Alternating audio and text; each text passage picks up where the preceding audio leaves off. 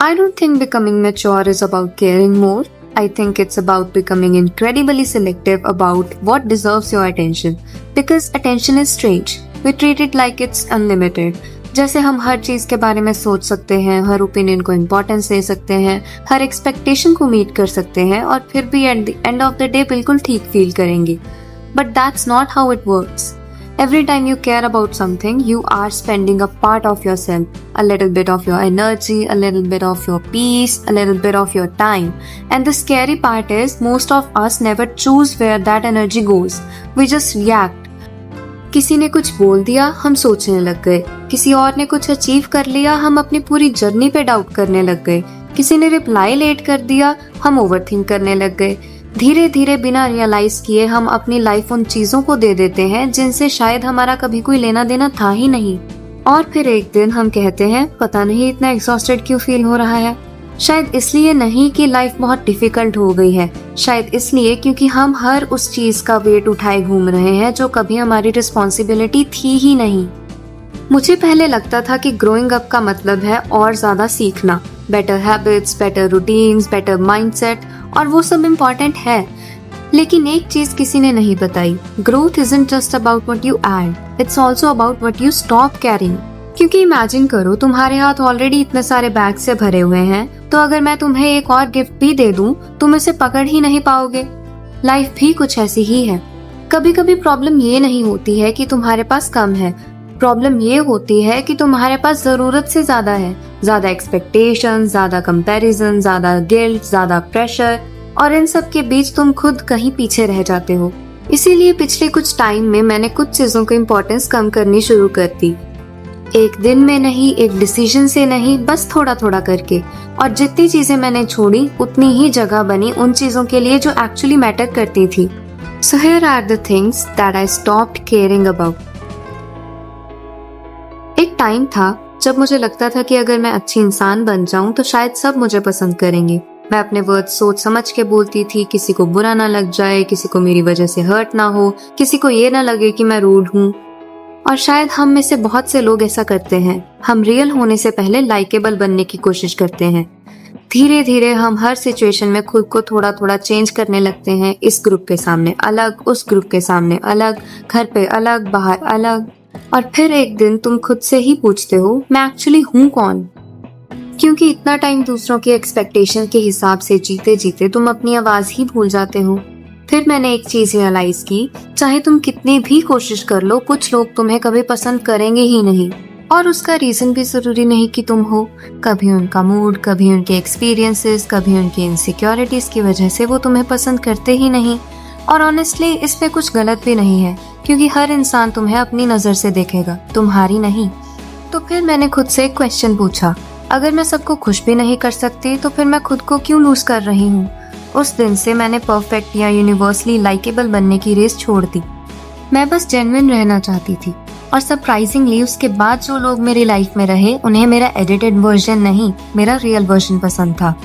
और वही इनफ है. एक और चीज जो मैंने धीरे धीरे छोड़ दी, हर बात को एक्सप्लेन करना. पहले मुझे लगता था अगर कोई मुझे गलत समझ रहा है तो वो मेरी रिस्पॉन्सिबिलिटी है कि मैं उसे समझाऊं. मैं पैराग्राफ्स लिखती थी, कॉन्टेक्स्ट देती थी, रीजंस बताती थी, बार बार एक्सप्लेन करती थी कि मैंने ऐसा क्यों किया, क्योंकि मुझे डर लगता था कि कहीं मेरे बारे में कोई गलत ना सोच ले. लेकिन फिर मैंने नोटिस किया, कुछ लोग एक्सप्लेनेशन सुनने के लिए क्वेश्चंस नहीं पूछते, वो सिर्फ अपने ओपिनियन को प्रूव करने के लिए पूछते हैं. और ऐसे लोगों के सामने तुम चाहे कितना भी एक्सप्लेन कर लो, वो सिर्फ वही सुनेंगे जो वो सुनना चाहते हैं. मुझे समझने में काफी टाइम लगा कि being misunderstood is a part of life. हर इंसान तुम्हारी स्टोरी का सिर्फ एक चैप्टर देखता है, पूरी किताब नहीं. और सिर्फ एक चैप्टर पढ़कर कोई भी तुम्हारी पूरी कहानी नहीं समझ सकता. इसीलिए मैंने डिसाइड किया कि मैं हर बार अपनी साइड प्रूव नहीं करूंगी. जो लोग मुझे समझना चाहते हैं वो एक कॉन्वर्सेशन से समझ लेंगे, और जो नहीं समझना चाहते उनके लिए 1000 एक्सप्लेनेशंस भी कम पड़ जाएंगी. अब मैं हर मिसअंडरस्टैंडिंग को फिक्स करने की जगह अपनी एनर्जी उन लोगों पे स्पेंड करती हूँ जो पहले से सुनने के लिए रेडी होते हैं. क्योंकि क्लैरिटी देना अलग बात है और अप्रूवल के लिए एक्सप्लेन करते रहना बिल्कुल अलग. शायद हर किसी को कन्विंस करना कभी तुम्हारा काम था ही नहीं. और फिर आती है शायद हम सबकी फेवरेट हैबिट, कंपैरिजन. पता भी नहीं चलता और कब हम अपनी लाइफ को किसी और की लाइफ के अगेंस्ट मेजर करना शुरू कर देते हैं। किसी की जॉब देखकर, किसी का रिलेशनशिप देखकर, किसी के मार्क्स देखकर, किसी की बॉडी देखकर, किसी की सक्सेस को देखकर, और फिर बिना सोचे हम एक कंक्लूजन पे पहुंच जाते हैं, मैं पीछे हूँ। लेकिन पीछे किससे? उस इंसान से जिसका बचपन तुमसे अलग था, जिसकी अपॉर्चुनिटीज अलग थी, जिसकी स्ट्रगल्स तुमने कभी देखी ही नहीं। हम सिर्फ रिजल्ट्स देखते हैं, प्रोसेस नहीं। और फिर अपनी पूरी लाइफ किसी और के एक मोमेंट से कंपेयर कर देते हैं। मुझे याद है एक टाइम था जब किसी की अचीवमेंट देख के मुझे जेन्युइनली खुशी कम और अपने फ्यूचर का डर ज्यादा लगता था, जैसे दुनिया रेस लगा रही हो और मैं लेट हो गई हूँ। लेकिन सच बताऊं, लाइफ ने मुझे एक बहुत सिंपल सी बात सिखाई। लाइफ रेस नहीं है। रेस में सबकी फिनिश लाइन सेम होती है, लाइफ में नहीं। मुझे याद है एक टाइम था जब रेस्ट भी गिल्ट के साथ आता था। अगर मैं एक दिन प्रोडक्टिव नहीं थी तो लगता था जैसे मैंने कुछ गलत कर दिया हो। एक मूवी देख ली, गिल्ट। थोड़ी देर एक्स्ट्रा सो गई, गिल्ट। फ्रेंड्स के साथ टाइम स्पेंड कर लिया, गिल्ट। और धीरे धीरे मैंने रेस्ट को रिवॉर्ड बना दिया। जैसे पहले खुद को थकाओ, फिर ही रेस्ट डिजर्व करते हो। लेकिन फिर मैंने सोचा, हम अपने फोन को चार्ज करते हैं बिना गिल्टी फील किए, क्योंकि हमें पता है कि वो बैटरी के बिना काम ही नहीं करेगा।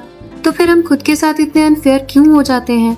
हम अपने दिमाग से एक्सपेक्ट करते हैं कि वो बिना रुके चलता रहे, बिना ब्रेक के, बिना थके।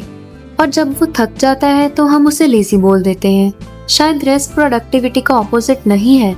रेस्ट ही वो रीजन है जिसकी वजह से प्रोडक्टिविटी पॉसिबल है। You don't have to earn your right to rest. मुझे पहले लगता था कि एक दिन सब कुछ परफेक्ट हो जाएगा, मेरे पास ज्यादा कॉन्फिडेंस होगा, ज्यादा टाइम होगा, मैं बेटर फील करूंगी और तब मैं वो काम शुरू करूंगी जो मैं इतने टाइम से करना चाहती हूँ। लेकिन प्रॉब्लम ये थी, परफेक्ट टाइम कभी आया ही नहीं। हर फेज के साथ कोई ना कोई नया एक्सक्यूज आ गया। कभी एग्जाम्स, कभी स्ट्रेस, कभी फियर, कभी बस मूड नहीं था।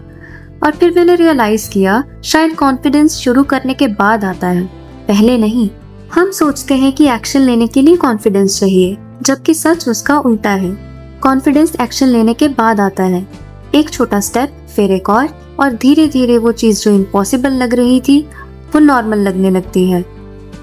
Maybe you don't need to care less about life. Maybe you just need to care less about the things that take you away from yourself. If this video made you think even a little, don't forget to like, comment and subscribe. See you in the next one. Always glow within.